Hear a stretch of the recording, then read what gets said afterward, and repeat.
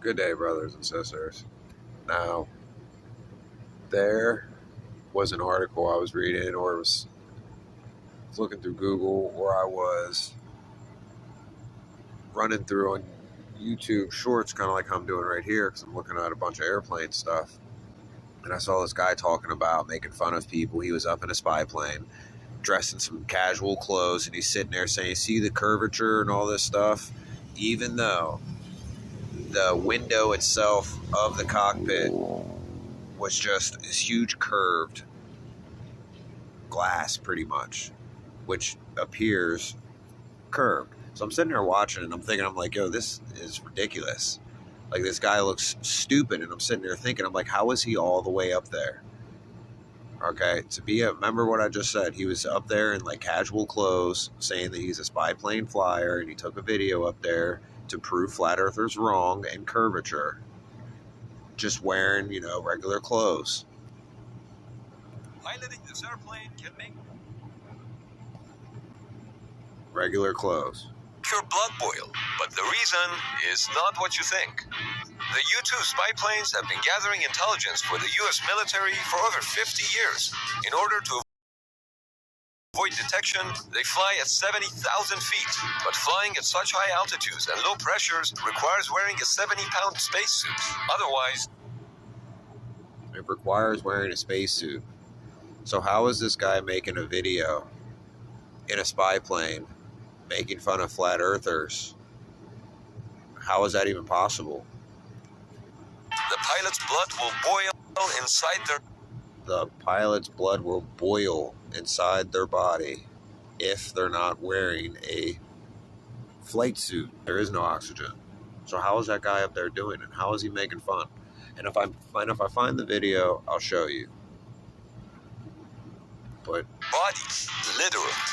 On top of being heavy, the suit comes with a big fishbowl-like helmet that makes it even more difficult to move around and see inside the plane. But the landing is even trickier. In order to make the plane lighter, its designers gave the U-2 two wheels, lined up front to back like a bicycle.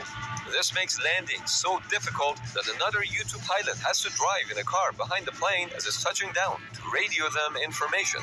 Now, I'm sure having to put those auxiliary wheels on after every landing makes those guys' blood boil too. Now I'm going to take you up in a spy plane.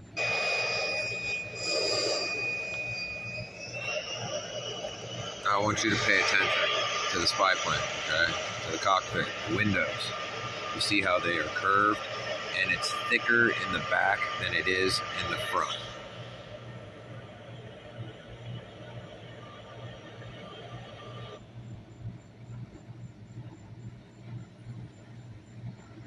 So if you see a video of somebody in a bomber not wearing a suit, or a bomber in a spy plane, and they're not wearing a suit, they're not telling you the truth, because this is what they all look like. All right, here's the example. You see the windows? How they get from bigger to smaller, then they curve over. And that's the only place where you see curvature. When he turns the camera to the flat part of the window, there is none. See, look to the left. See, there is none in the flat part of the window. But once you get to the front part of the window where it's smaller, that's when the curvature starts to happen. It's a window. It's an illusion. Curvature. That's going straight across. And there's a lot of footage of these people up in spy planes. Every one of them wears a suit, and every one of them has the exact same layout. How the windows create curvature. If you look at it correctly, you don't see curvature still. Even looking at the windows right now, you can tell, you can see how it's straight across, but also at the windows where the frame is where you start to see it bend. See that bend right there? That's because of the window bending. He goes all the way over there, it's going to look just like that. Not to mention they don't adjust when they land to a ground moving. That's window. Curved window versus a flat window. It's as level as the wing.